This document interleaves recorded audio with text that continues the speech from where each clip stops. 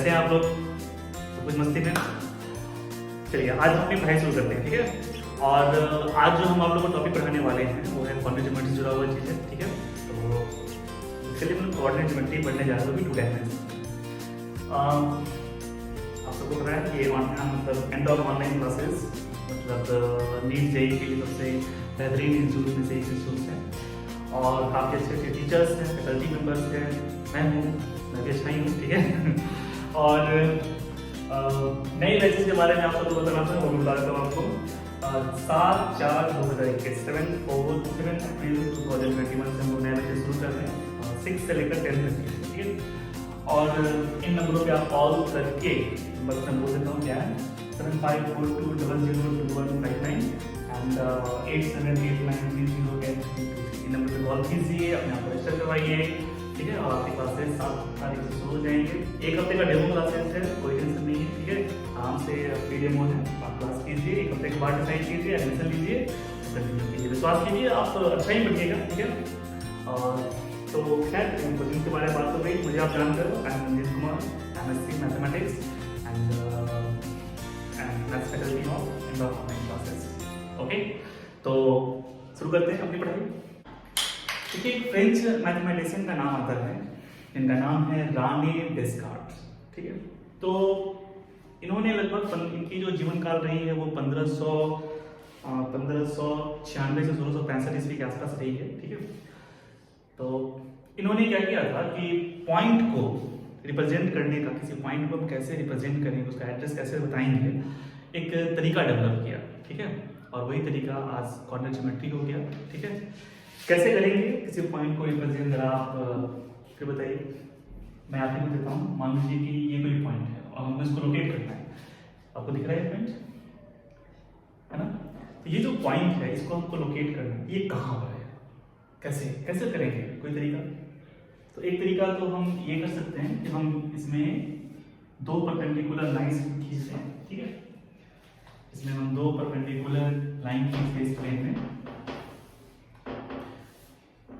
जैसे एक मैंने यहाँ खींच दिया और एक यहाँ खींच दिया, ठीक है।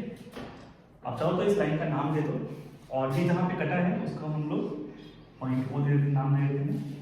इसको हम एक्स एक्सिस कर देते हैं, इसका नाम हम वाई दे देते हैं, ठीक है।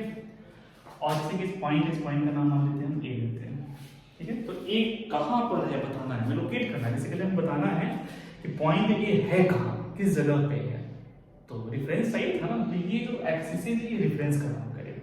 जैसे किसी जगह के बारे में पूछा जाता है ना कि वो जगह कहाँ है, कि तो आप किसी न किसी का रेफरेंस लेते हो कि हाँ वहाँ से इतनी दूर है, इस दिशा में है, वगैरह वगैरह। तो वैसे ही पॉइंट में वही बात करनी है, ठीक है। जिसे बताना है कि पॉइंट कहाँ है, तो मैंने क्या किया, रेफरेंस के लिए इस प्लेन में दो एक्सिस खींच लिया और जहाँ ये कट रहे हैं इसको मैंने नाम दे दिया ओ, इसको आप ओरिजिन कह लो, ठीक है। इसका नाम, इसको हमने ओरिजिन कहा। और ये जो पॉइंट है इसको लोकेट करने के लिए हमें क्या करना पड़ेगा, हमें बताना पड़ेगा कि ये कहाँ, ये इस एक्सिस से कितना दूर है। मतलब एक परपेंडिकुलर आप ड्रॉ करो एक्स एक्सिस पे, ये जो परपेंडिकुलर ये बता रहा है कि ये जो पॉइंट है वो एक्स एक्सिस से कितनी दूरी पर है। और दूसरा आप यहाँ पर परपेंडिकुलर ड्रॉ करो, ठीक है।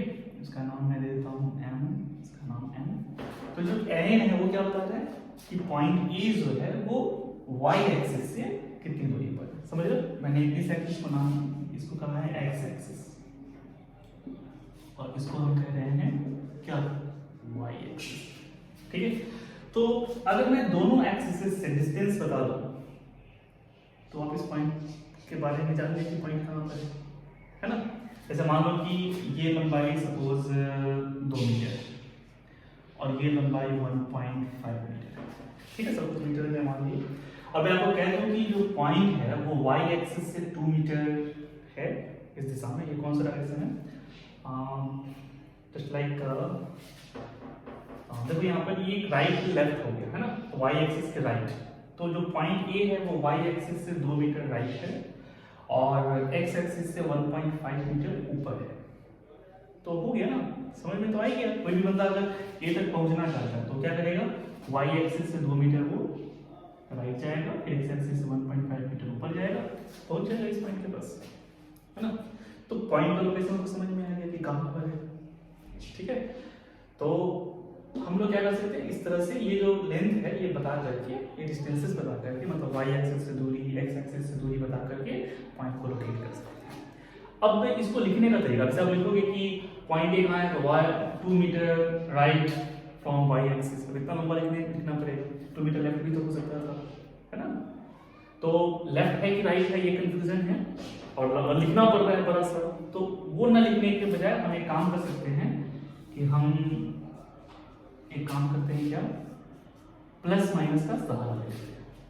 मतलब अगर पॉइंट मेरा वाई एक्सिस से राइट है तो हम उसको प्लस में लिखेंगे, और अगर पॉइंट मेरा वाई एक्सिस से लेफ्ट है तो हम उस डिस्टेंस को माइनस में लिख देंगे। तो उससे सामने वाला बंदा समझ जाएगा कि अच्छा पॉइंट जो है वो राइट है कि लेफ्ट है।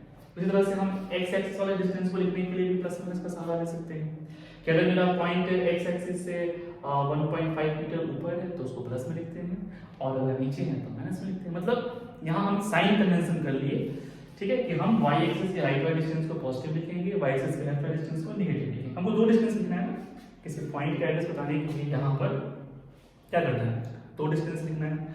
एक y एक्सिस से कितना है, कितने डिस्टेंस पर है, और एक x एक्सिस से कितने डिस्टेंस पर है, ठीक है। तो मैंने क्या किया, यहाँ पर थोड़ा साइन कन्वेंशन कर लिया कि अगर y के राइट वाला डिस्टेंस लिखना हो तो प्लस में लिखेंगे, y के लेफ्ट वाला डिस्टेंस लिखना हो तो माइनस में लिख देंगे, x के ऊपर वाला डिस्टेंस लिखना है तो प्लस में लिखेंगे, x के नीचे वाला डिस्टेंस लिखना है तो माइनस में लिखेंगे, ठीक है। अच्छा, लिखेंगे कैसे, तो उसका तरीका हमने बनाया क्या कि पहले लिखना है y एक्सिस से डिस्टेंस, ये वाली चीज, और बाद में लिखना है x एक्सिस से डिस्टेंस। मतलब इस पॉइंट का एड्रेस लिखना होगा तो लिखने का तरीका क्या है, पहले क्या लिखना है, y एक्सिस से डिस्टेंस, तो y एक्सिस से कितना है 2 मीटर, तो पहले लिखो 2 मीटर, प्लस में लिख रहा हूं 2 मीटर, क्यों, क्योंकि राइट है ना। और फिर बाद में लिखना है x एक्सिस से डिस्टेंस, तो x एक्सिस से डिस्टेंस जो लिखना है कितना 1.5, ये भी प्लस में लिखा है तो 2 पर है ना। हमने अपने आप को समझाया है कि हम इधर वाले डिस्टेंस को पॉजिटिव लिखेंगे, इधर वाले डिस्टेंस को नेगेटिव लिखेंगे, ऊपर वाले डिस्टेंस को पॉजिटिव लिखेंगे और नीचे वाले डिस्टेंस को नेगेटिव। ये हमने आपको समझा रखा है। हाँ, देखिए बातचीत हो रही है जो अभी वो केवल उन्हीं पॉइंट्स के बारे में बात हुई इस प्लेन में, ठीक है। अभी हम बस इस प्लेन में ही फोकस करते हैं, इस प्लेन में जितने पॉइंट्स हैं उनका एड्रेस अगर लिखना हो तो क्या कर सकते हैं, बात केवल इसकी कर रहे हैं। तो प्लेन में, किसी प्लेन में अगर हमको पॉइंट को लोकेट करना है, उसका एड्रेस लिखना है, तो हमको कम से कम 2 एक्सिस से ड्रॉ करना पड़ेगा, ठीक है। जैसे हमने यहाँ पर किया है, ये हमारा जो पॉइंट है वो ओरिजिन, दोनों का रिलेशन पॉइंट, उसका नाम है ओरिजिन किया है, ठीक है। ये पॉइंट ना दोनों एक्सिस से, किसी से दूर नहीं है, एक्स एक्सिस से भी दूर नहीं है और वाई एक्सिस से भी दूर नहीं है, इसकी दूरी जो है दोनों एक्सिस से 0 है। तो आप इसका जो एड्रेस लिखना हो तो 0 0 लिख सकते हो, ठीक है। अच्छा, इसका क्या रहेगा, इसका 2 मीटर और दूसरा वाला जो हो गया 1.5, ये दो नंबर जो है ये इस पॉइंट का एड्रेस बताना है, समझ में आ गया। अच्छा, पॉइंट ए वाई एक्सिस से कितना दूर है, ये हमको अगर बार बार क्या करना पड़ेगा, मापना पड़ेगा परपेंडिकुलर ड्रॉ करके, तो एक लंबा सा काम बन जाएगा ना। तो इससे बचने के लिए हम सीधा सीधा क्या करते हैं कि एक्सिस में स्केल लगा देते हैं, ठीक है। इसी पे स्केल लगा दिया कि हाँ ये 1, ये 2, ठीक है, ऐसे ही 3 करके लिख देंगे कि यहाँ पे -1 -2 जो भी यूनिट है इसी में स्केलिंग कर देंगे। यहाँ पर भी वही काम करेंगे, ठीक है, यहाँ पर भी हम लोग वही काम करेंगे। क्या करने वाले, अच्छा मैंने बात कर दिया, इसको मैंने 2 कहा ना, तो इसका मतलब ये 1 होगा, उसी हिसाब से ये 3 हो जाएगा, ठीक है। ये आपका -1, ये -2, इसी में हमने क्या किया, स्केलिंग कर दिया। अच्छा, यहाँ पर ये हो जाएगा 1, ये 1 है, उसके बाद ये आपका 2 है, फिर ऐसे ही 3 है, 4 है, नीचे जाएंगे तो फिर -1 -2 -3।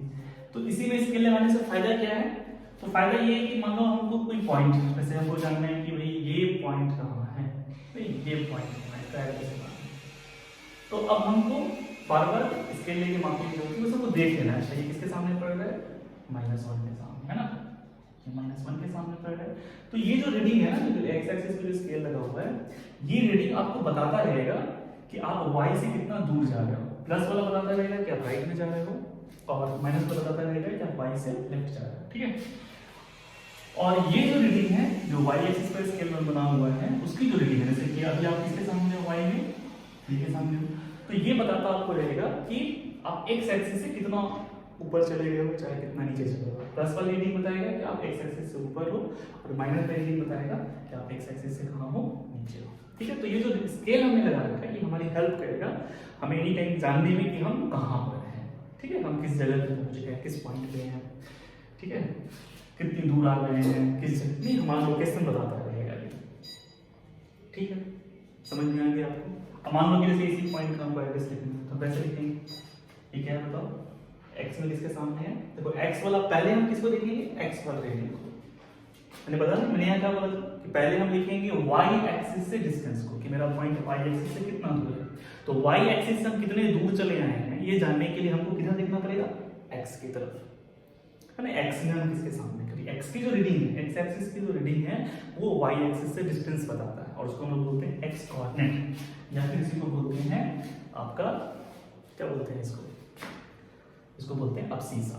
ठीक है, तो इसको बोलेंगे एक्स कोऑर्डिनेट या फिर अब्सीसा। ठीक है, और बोलेंगे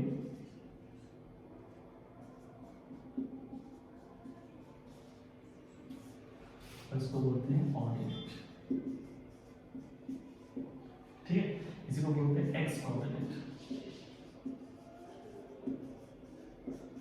और इसको बोलते हैं वाई कोऑर्डिनेट। तो एक्स कोऑर्डिनेट क्या करता है, तो एक्स कोऑर्डिनेट बताएगा डिस्टेंस फ्रॉम, ये जो है X coordinate is the distance from what, is the distance from Y axis. और वाई कोऑर्डिनेट क्या बताएगा, तो ये बताएगा डिस्टेंस फ्रॉम आपका एक्सिस। ठीक है, तो ये वाई एक्सिस ये जो है बताएगा आपका वाई कोऑर्डिनेट एक्स एक्सिस से डिस्टेंस को और एक्स कोऑर्डिनेट बताएगा आपका वाई एक्सिस से डिस्टेंस को। समझ में आया, वाई एक्सिस डिस्टेंस जानना हो इधर देखेंगे एक्स की तरफ कितना दूर चले हैं, प्लस वाला बताएगा कि राइट आ रहे हैं, माइनस वाला बताएगा कि लेफ्ट जा रहे हैं। वो एक्स एक्सिस से डिस्टेंस देखना है तो वाई के दोनों जगह लेंगे, है ना। प्लस बताएगा कि आप ऊपर हो, माइनस बताएगा नीचे हो। चलिए किस पॉइंट पर बताइए, -1 पहले x की तरफ देखना है, x की रीडिंग देखना है फिर बाद में y रीडिंग।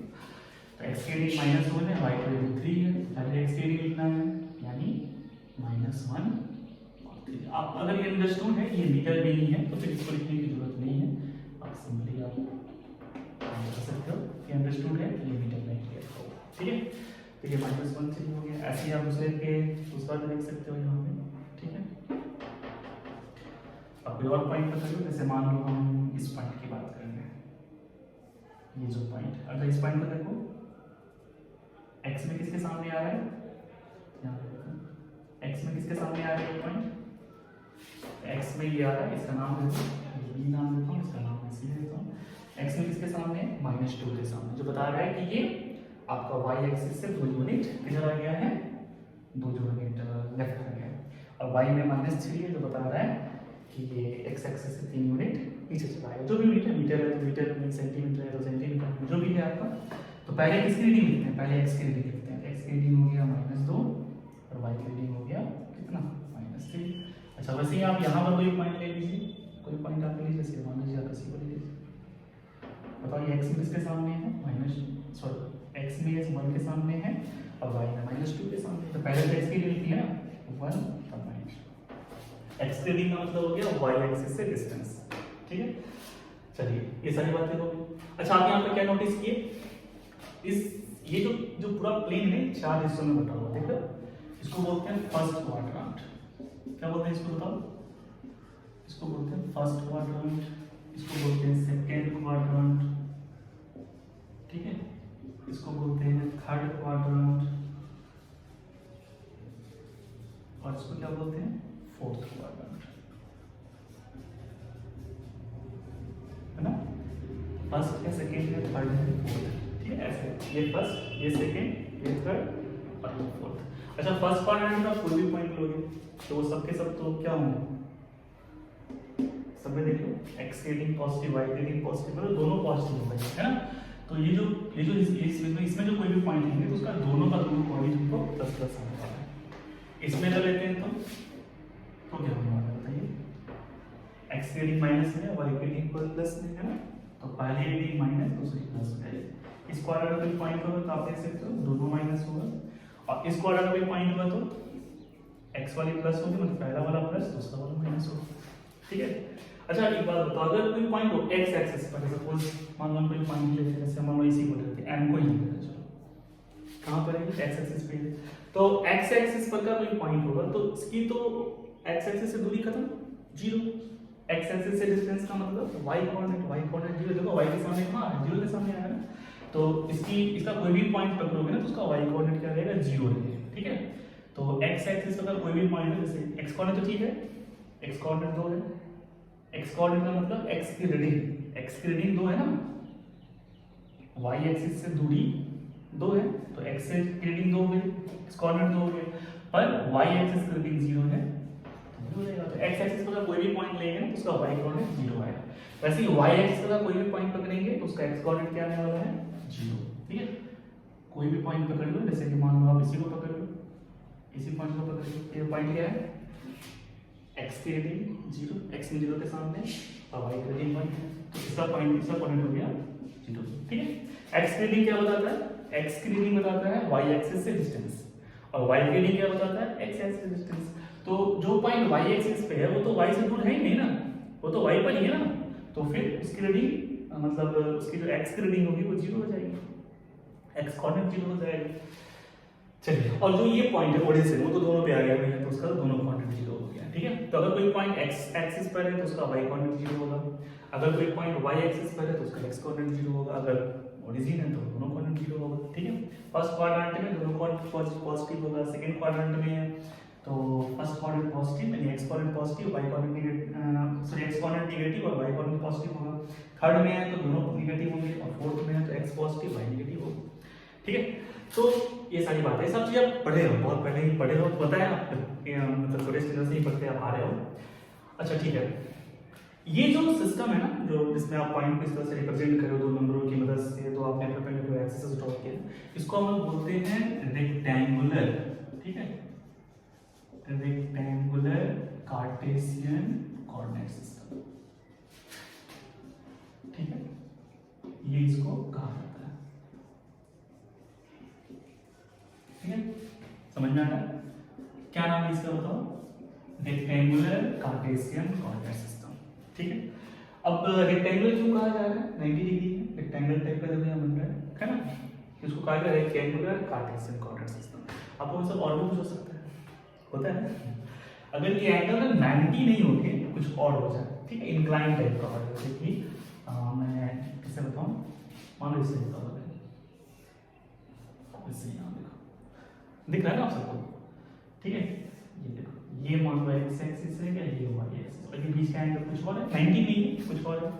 तो फिर ये जो सिस्टम बनेगा, मान लो इसमें कोई पॉइंट है यहाँ पर, अब इसका कोऑर्डिनेट बताओ कैसे बताएंगे, पैरेलल खींचो। इसमें क्या है, आप क्या कर रहे हो, पैरेलल खींचो ना, एक लाइन वाई के पैरेलल खींचा, एक लाइन एक्स के पैरेलल खींचा, यहाँ भी काम करना है, एक लाइन आपको वाई के पैरेलल खींचना है, एक लाइन आपको एक्स के पैरेलल खींचना है, ये लंबाई माप लेनी है, ये एक्स हो गया, ये रीडिंग वाई हो गया, और फिर इसकी एक्स कोऑर्डिनेट से लेंगे, समझ आया ना।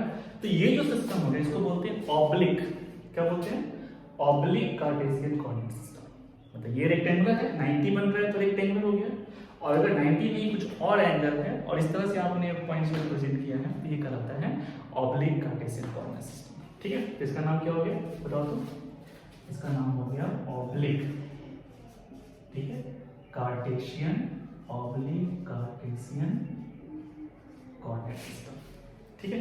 तो ये चीज हो गया। अब वो कैसे और भी होता है, और भी होता है, ठीक है।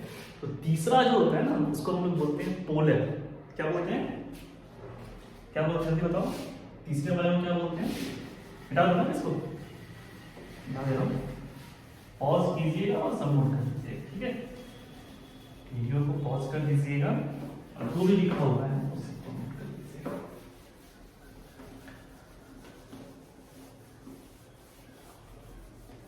अच्छी बात है। तो दो कोऑर्डिनेट सिस्टम तो हमने देख लिया, एक रेक्टेंगुलर हो गया और एक क्या हो गया, एक हमने पढ़ा ऑब्लिक। तो रेक्टेंगुलर में दोनों एक्सिस के बीच का एंगल 90 डिग्री होता है, और ऑब्लिक वाले में बीच का एंगल 90 नहीं होता, ठीक है, कुछ और हो सकता है।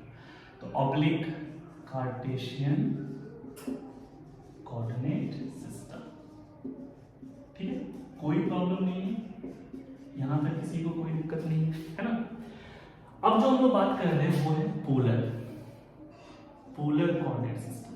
मतलब ये दोनों कार्टेशियन थे, ठीक है। अब अब हो सकता है कि सिस्टम दो तरह का हो गया, एक कार्टेशियन एक पोलर। कार्टेशियन दो तरह का हो गया, रेक्टेंगुलर और ऑब्लिक। तो अब बात कर रहे हैं हम लोग पोलर कोऑर्डिनेट सिस्टम। अब इसमें क्या होता है, इसमें अगर किसी पॉइंट को हमको लोकेट करना है तो ये मतलब कॉमन एक्सपीरियंस की चीज होगी। जैसे मान लो ये एक एक्सिस हो गया, ठीक है, इस एक्सिस को बोल दीजिए, इसको इनिशियल लाइन आप कह सकते हो, ठीक है। सपोज दैट ये इनिशियल लाइन है, ठीक है। और मान लो कोई पॉइंट है यहाँ पर, जैसे पॉइंट पी है। अब इसी को हमको लोकेट करना है, कैसे करेंगे, क्या बता देंगे कि लोग समझ जाएंगे कि पॉइंट पी कहाँ है। तो ये जो पॉइंट है इसको हम ओरिजिन, यहाँ पर इसको आप ओरिजिन ही कहो, ठीक है। तो ये जो ओरिजिन है, ठीक है, इस पॉइंट से अगर मैं उस पॉइंट का डिस्टेंस बता दूं ये कितना दूर है, ठीक है, पता चल जाए कि चाहिए आर डिस्टेंस है। साथ साथ में ये एंगल बता दूं, ठीक है, कि कितने एंगल पे है, ठीक है। मतलब दो इंफॉर्मेशन, एक कि पॉइंट पी यहाँ से कितनी दूरी पर होगा, दूसरा किस डायरेक्शन में होगा। डायरेक्शन के लिए क्या, एंगल आपका डायरेक्शन बताएगा।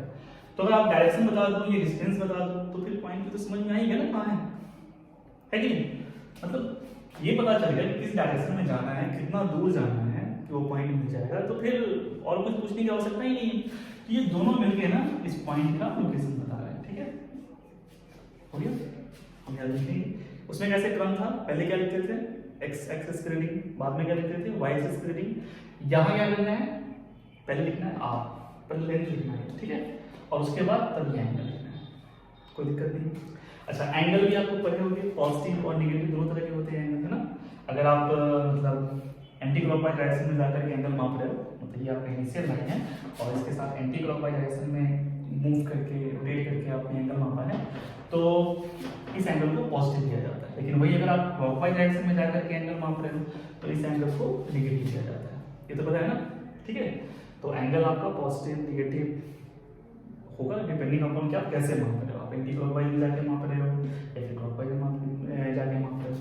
तो थीटा भी पॉजिटिव नेगेटिव हो सकता है। अच्छा, इसके बाद मैं बात कर लेता हूँ ये आर के बारे में। ये जो आर है ना, ये भी पॉजिटिव नेगेटिव हो सकता है, ये भी पॉजिटिव हो सकता है, नेगेटिव हो सकता है, जीरो हो सकता है। अगर आप यहाँ हो तो फिर आपकी वैल्यू जीरो है, ठीक है।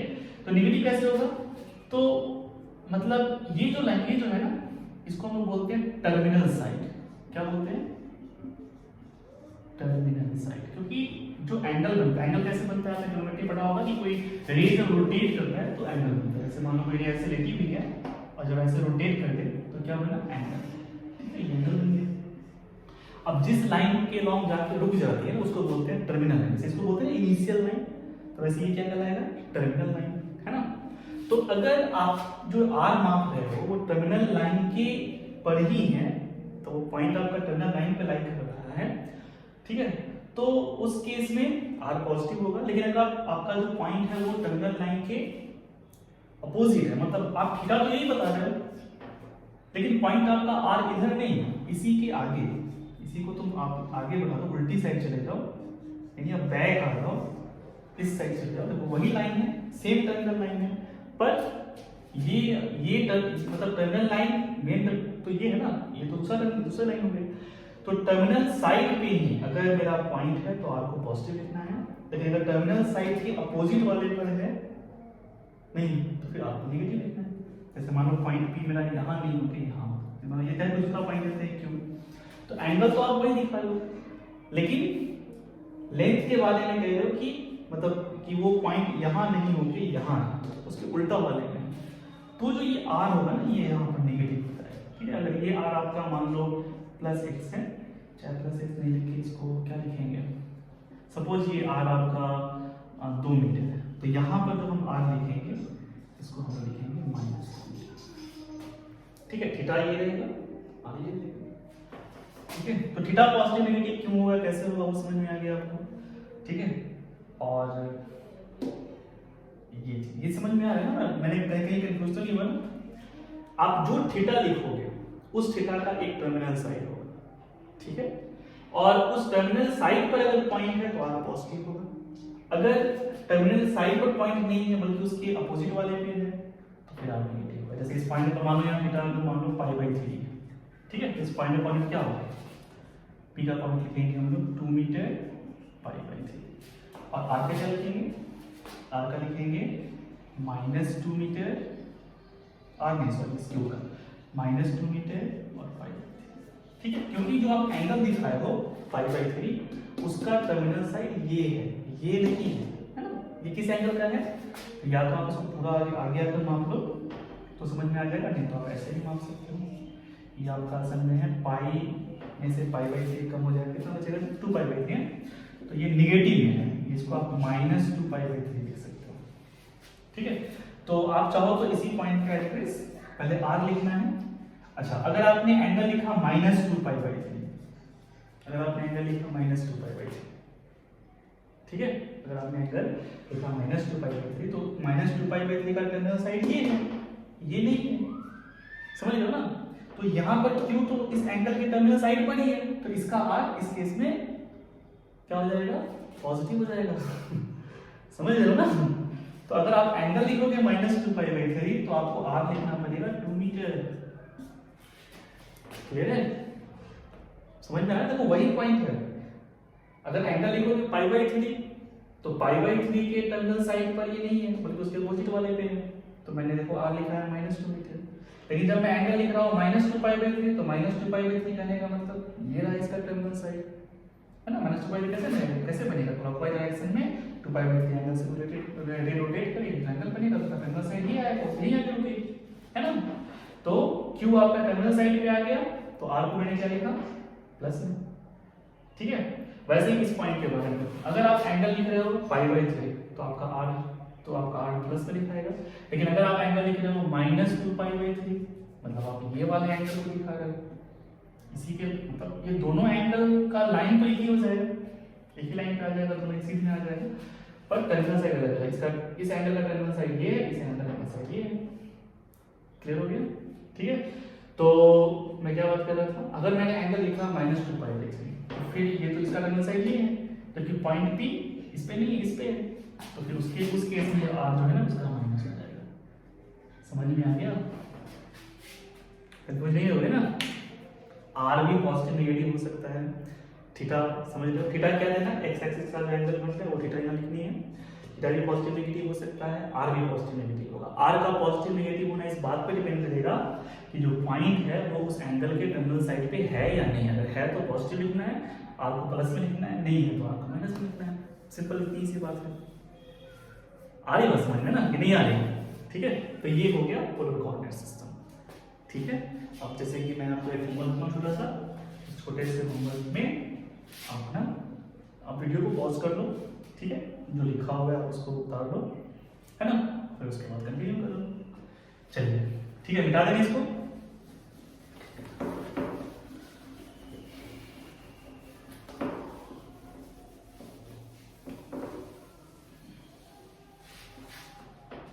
छोटा सा होमवर्क देते हैं आपको, ठीक है, याद करना है, मैं नहीं करवाने वाला, आप लोग करना, ठीक है। ये x हो गया, x डैश हो गया, ये y डैश हो गया, यहाँ पे एक पॉइंट है, ये एंगल आपका सपोज π/6 है, नहीं π/6 नहीं, π/3 देता हूँ, चलो चाहे π/4 देता हूँ सबसे अच्छा, ठीक है। और ये जो साइड है ना ये आपका 2 मीटर है, 2 मीटर रेडियस का सर्किल है। चलिए तो आपको लिखना है इस पॉइंट का, फिर वैसे ही यहाँ पर भी ये भी ना π/4 ही है, ठीक है, क्यू का इस सब π/4 ही है। अच्छा मैं इसका बदल देता हूँ, चलो ठीक है, π/4 ही देता हूँ, पी क्यू ये आर हो गया, एक और भी देता हूँ इसकी ठीक अपोजिट, ये भी π/4 ही है, ये आपको सबका कोऑर्डिनेट्स लिखना है, ठीक है, हो जाएगा।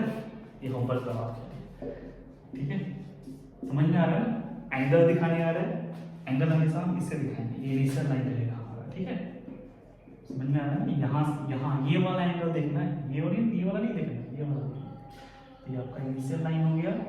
और फिर आपको देखना है कि टर्मिनल साइड पे पॉइंट आ रहा है तो आपको पॉजिटिव लिखना है, उस एंगल के टर्मिनल साइड पे नहीं आ रहा है तो आपको नेगेटिव लिखना है, बस कहाँ से है, एंगल लिखने आता है।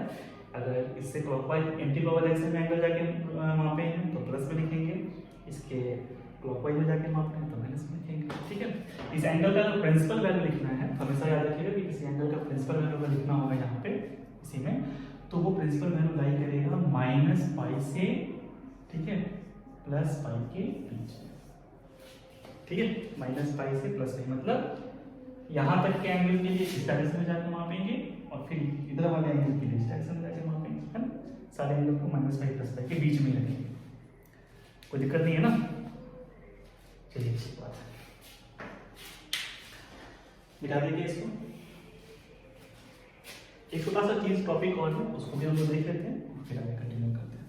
ये आपके लिए होमवर्क था, ठीक है, इसको आप होमवर्क की तरह सॉल्व कीजिए। अब हम लोग बात कर लेते हैं, एक छोटा सा टॉपिक है रिलेशन बिटवीन किसके बीच, तो polar coordinate and rectangular Cartesian coordinate, ठीक है। Polar coordinates and rectangular Cartesian coordinates, तो इनके बीच हमें एक रिलेशन जो है यहाँ पे फाइंड करना है। कैसे फाइंड करेंगे, इसमें क्या रिलेशन है, ठीक है, सिंपल आसान है। मान के चलो कि आपके पास ये है रेक्टेंगुलर कार्टेशियन, ठीक है, तो कोई ये पॉइंट है P, इसका रेक्टेंगुलर कार्टेशियन सिस्टम में कोऑर्डिनेट है XY, ठीक है। अब अगर सोचो x कोऑर्डिनेट x है, इसका मतलब क्या होगा कि अगर आप यहाँ से परपेंडिकुलर ड्रॉ करोगे तो ये लंबाई आपकी 100% x आने वाली है और ये जो लंबाई है वो आपका y आने वाला है ना। y के लिए आप ये सेम ही होगा ना, ये लेंथ तो सेम ही आएगा, तो ये आपका y है, तो हो गया, ये समझ में आ गया। अच्छा, अगर इसका हम पोलर लिखना चाहें तो क्या करेंगे, तो हम इसको इससे मिला देंगे। ये लेंथ आपका r है और यहाँ जो एंगल मेजर किया जा रहा है ये एंगल आपका थीटा है, तो पोलर कोऑर्डिनेट क्या हो गया, तो पोलर कोऑर्डिनेट हो गया r थीटा। मैंने यहाँ इक्विवेलेंट का साइन दिया है, मतलब इक्वल नहीं है, x बराबर r, y बराबर थीटा वाली बात नहीं है ना। बात किसकी हो रही है कि मतलब पोलर में कोऑर्डिनेट r थीटा है और कार्टेशियन में रेक्टेंगुलर कार्टेशियन कोऑर्डिनेट सिस्टम में कोऑर्डिनेट xy है, ठीक है। अब जरा सोचिए क्या हो सकता है, ये परपेंडिकुलर है, ये राइट ट्रायंगल यहाँ बन रहा है OPM, ठीक है, आप ट्रिग्नोमेट्री लगा सकते हो। ये थीटा के लिए सामने वाला परपेंडिकुलर आएगा और ये वाला बेस आएगा, तो परपेंडिकुलर क्या होता है, हाइपोटेनस इनटू साइन थीटा, और बेस क्या होता है, हाइपोटेनस इनटू कॉस थीटा। पता है ना, ये पढ़ के आओ ट्रिग्नोमेट्री में।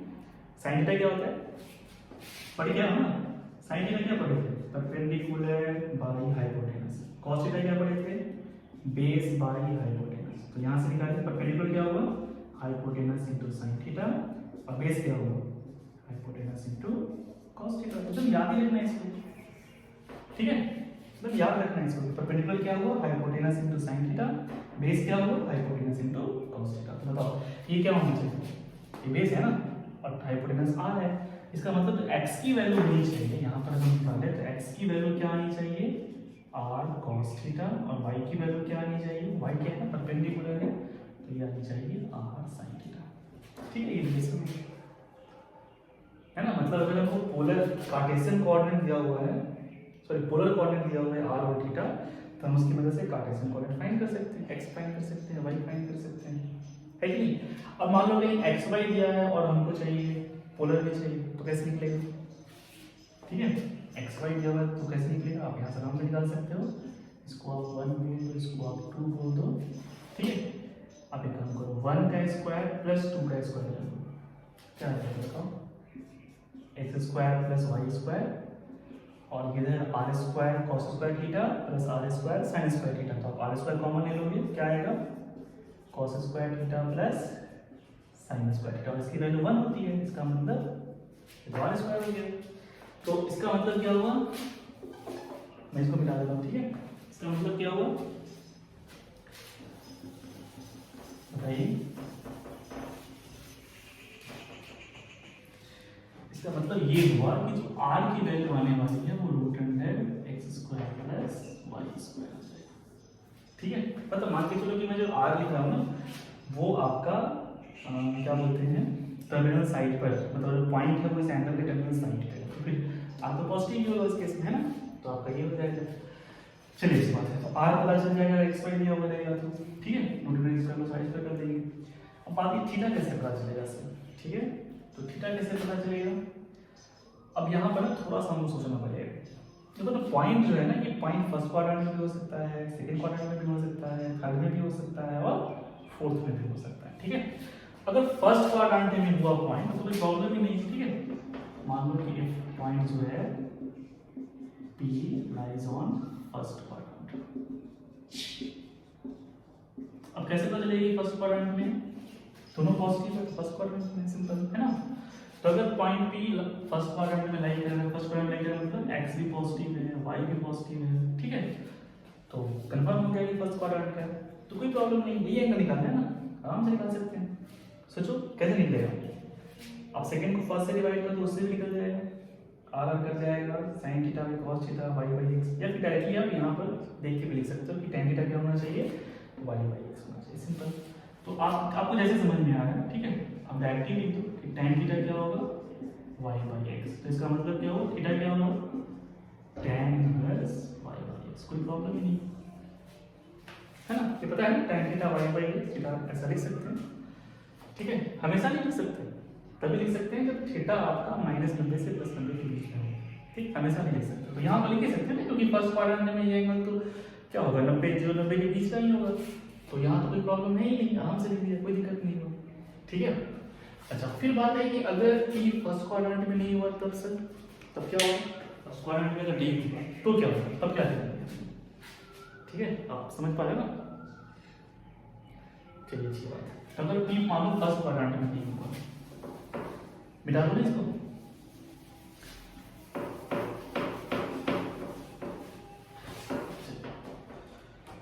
मान लो P सेकंड क्वाड्रेंट में लाई कर रहा है, if P lies on what second quadrant, अगर P सेकंड क्वाड्रेंट में लाई करेगा तब क्या होगा बताइए, सिंपल है, मान लो पॉइंट P यहीं पर है और इसका कोऑर्डिनेट x y है, लेकिन इस केस में जो x है ना वो पॉजिटिव नहीं है, समझ रहे हो, x जो है ना वो नेगेटिव है, सेकंड क्वाड्रेंट का हो गया ना, तो x नेगेटिव हो, यहाँ x 0 से छोटा है, y के बारे में कह सकते हो कि पॉजिटिव। अच्छा हमको क्या चाहिए, हमको चाहिए r और थीटा, मतलब हमको ये लंबाई चाहिए और ये वाला एंगल चाहिए, समझ रहे, ये वाला एंगल चाहिए।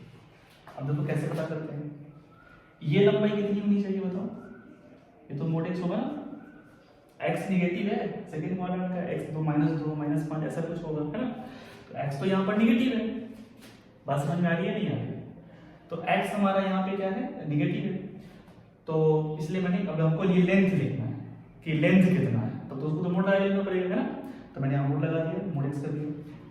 अच्छा उसके बाद अगर मैं ये एंगल पता करूँ, सपोज मान लो ये एंगल अल्फा है, तो थीटा पता हो ही गया, पूरा क्या होता है 180, ये अल्फा है, ये कितना होना चाहिए पाई माइनस अल्फा, तो अगर मुझे अल्फा पता हो गया तो मेरी प्रॉब्लम खत्म हो गई।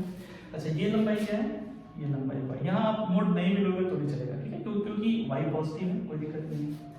चलो आप यहाँ पर tan अल्फा निकाल दो, tan अल्फा क्या आ गया, tan अल्फा आ गया आपका y बाई मोड x, ठीक है, आप चाहो तो इसको मोड y बाई x भी लिख सकते हो, कोई दिक्कत नहीं है। तो इससे अल्फा समझ में आ गया, अल्फा क्या होगा tan inverse mode y by x, ठीक है, तो थीटा समझ में आ गया, थीटा क्या होगा पाई माइनस अल्फा यानी tan inverse mode y by x, समझ अल्फा आपका ये आ गया, क्लियर है। आप यहाँ भी मोड लगा दो, क्या दिक्कत है, इसको भी मोड लगा के लिख सकते हो tan inverse mode y by x, और अगर हम ये सिंपल सोच ले कि हम tan inverse mode y by x को अल्फा कहेंगे, तो आप बोल सकते हो कि यहाँ पर अगर P फर्स्ट क्वाड्रेंट में लाई कर रहा है तो थीटा सिंपली अल्फा होगा, लेकिन अगर P सेकंड क्वाड्रेंट में लाई कर रहा है तो थीटा अल्फा नहीं होगा बल्कि पाई माइनस अल्फा होगा, यानी जो आप थीटा यहाँ लिखेंगे तो वो आपका हो जाएगा pi minus tan inverse mode y by x, ठीक है, फर्स्ट में देख लिया आपने, सेकंड में देख लिया, समझ में आया ना आपको, बस क्या करना है आपको, अभी वीडियो पॉज कीजिए, फट से इसको नोट कर लीजिए। ये काम हो जाएगा। ठीक, अच्छी बात है। अब थोड़ा सा और काम कर लेते हैं, थोड़ा बहुत और काम करना है, उसको हम कर लेते हैं। अब मान लेते हैं कि P जो है वो आपका किसमें लाई कर रहा है, थर्ड। मतलब आप सीख जाओगे कि मैं क्या कर रहा हूँ, है ना। तो आप सीख चुके हो तो अच्छी बात है। देखो जैसे थर्ड हुआ ना, एक्स है, वाई है, ये फर्स्ट सेकंड, ये था। मान लो P यहाँ पर है और इसका कोऑर्डिनेट है एक्स वाई। इसका मतलब समझ रहे हो, इसका मतलब ये हुआ। अच्छा देखो यहाँ पर थर्ड में, थर्ड में दोनों नेगेटिव होता है, एक्स भी नेगेटिव, वाई भी नेगेटिव। तो एक्स कोऑर्डिनेट एक्स है, मतलब ये लंबाई जो है ना ये 100% मोड एक्स है, और वाई कोऑर्डिनेट वाई मतलब ये जो लंबाई है this is mod Y, right. अच्छा पोलर में अगर बात करें, ये लंबाई आपका आर है और ये जो एंगल है दिस इज थीटा। क्लियर। अच्छा अगर इधर से मापेंगे तो उससे ज़्यादा हो जाएगा। मान लो प्रिंसिपल वैल्यू में ही इंटरेस्टेड है, किसी और वैल्यू में नहीं इंटरेस्टेड, तो एंगल से मापेंगे, है ना। चलिए अच्छा कैसे पता चलेगा ये कितना एंगल है, हम थीटा चाहिए। सोचो तो पूरा हम घूम जाए, हम ऐसे अगर पूरा घूम जाए तो कितना एंगल बनेगा, -5, और उसमें ये एंगल प्लस। एंटी क्लॉकवाइज घूमते हैं तो एंगल नेगेटिव बनता है, लेकिन जब हम एंटी क्लॉकवाइज घूमते हैं तो एंगल क्या बनता है, पॉजिटिव बनता है ना। तो ऐसे घूम के आया पूरा यहाँ पर, मतलब यहाँ से पूरा ऐसे हो गया, तो ये -5 हुआ, और उसमें फिर हम यहाँ थोड़ा एंटी क्लॉकवाइज में फिर प्लस में हो गया। मान लो ये एंगल अल्फा है, तो जहाँ थीटा क्या होना चाहिए बताओ, -पाई प्लस, है ना। पूरा घूम जाओगे तो -पाई, उसमें अल्फा फिर प्लस करोगे तो यहाँ पहुँच जाओगे, है ना।